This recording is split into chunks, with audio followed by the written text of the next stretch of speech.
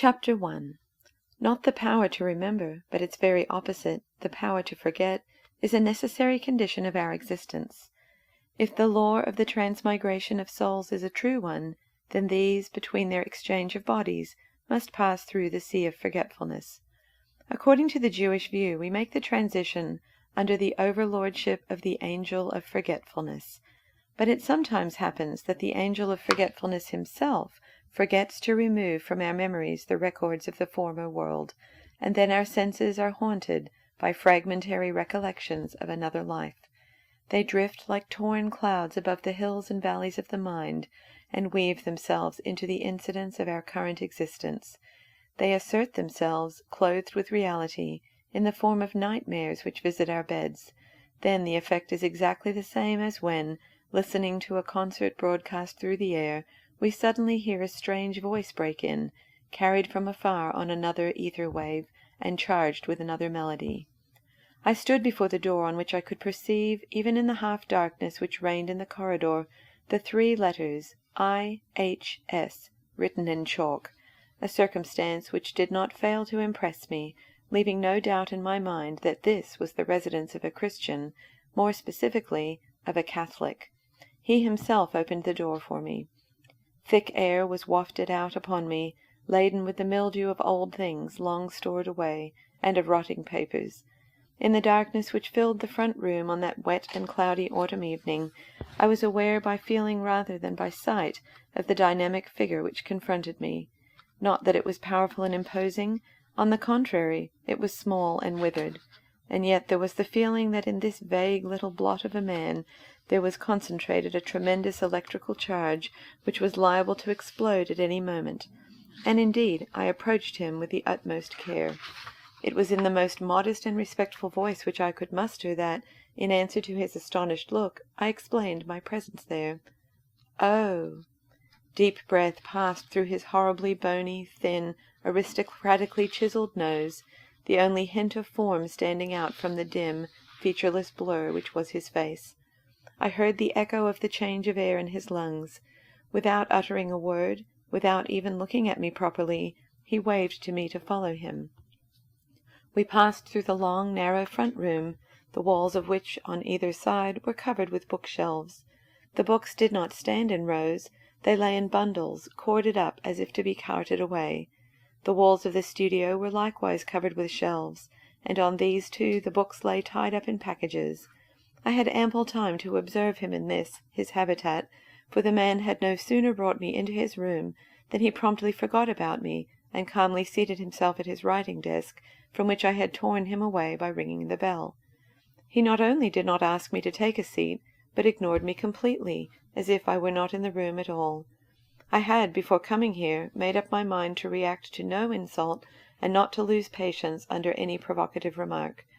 I was well acquainted with his attitude toward the nation and religion to which I belong, but I had resolved to pay no attention to irrelevancies, and to pursue the single purpose which I had set myself, which was to make the closer acquaintance of this man.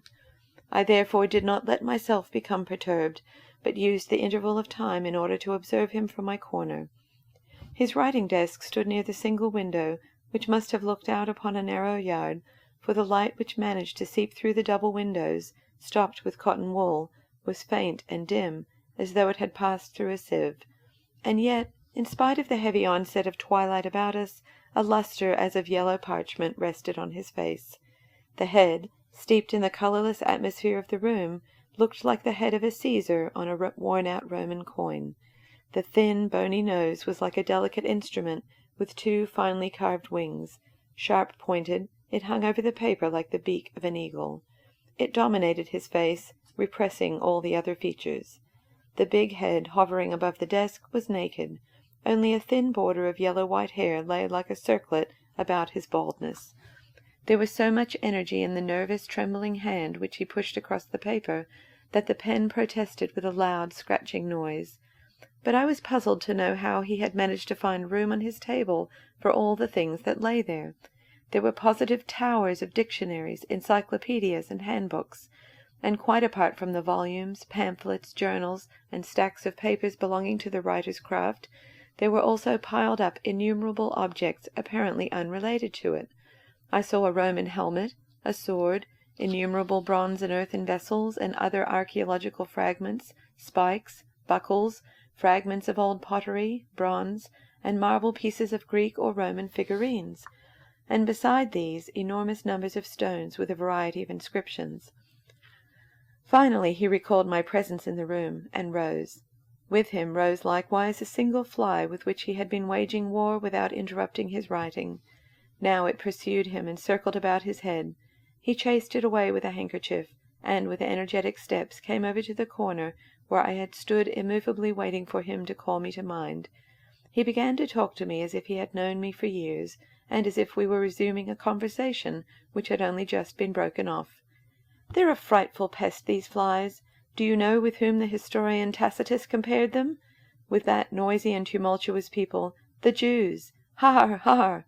His laughter ended on a long, sharp, rolling "ar." "And do you know how the Emperor Domitian used to pass the time, days at a stretch?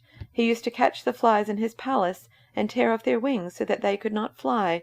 Har, har! A lofty occupation for a Roman Caesar, what? But it was symbolic, young man, it was symbolic. He was, in fact, fit for nothing else. His campaign against the Germans was an empty bluff, nothing more. He did not even cross the Rhine, though he was one of the Vespasians who freed the world from the Jewish plague, and burned that nest of the Pharisees and Sadducees, the temple. Har, har! I answer him calmly. "Sir, I have come here on the recommendation of Madame B.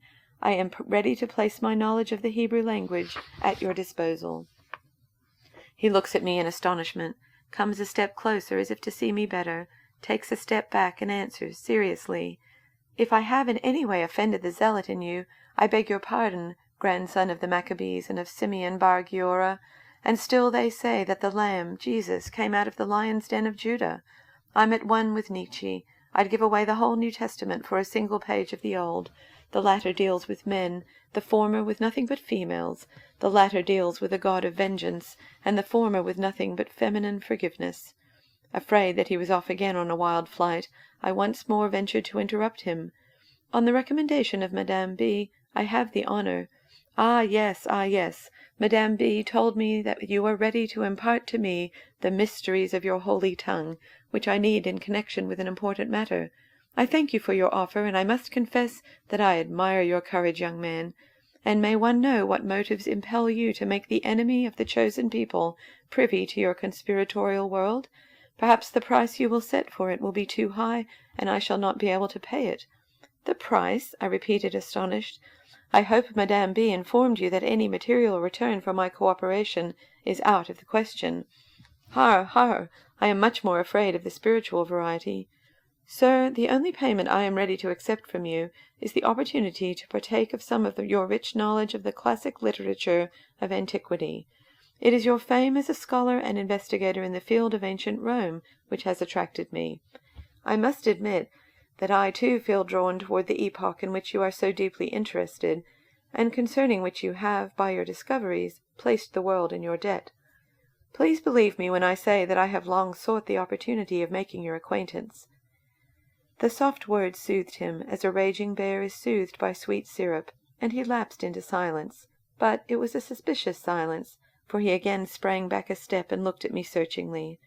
The eyes became screwed up, the nose seemed to be thrust forward like a prehensile organ, and altogether it was as though he was investigating me with the sense of smell rather than with that of sight.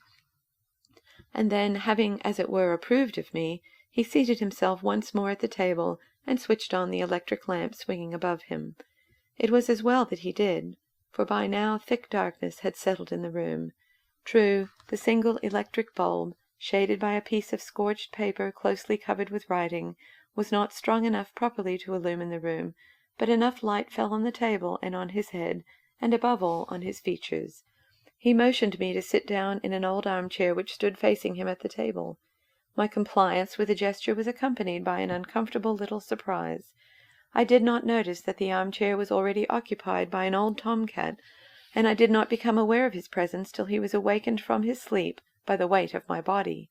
However, he did not dispute possession with me, but took himself off to another corner of the room from which the darkness had not been driven.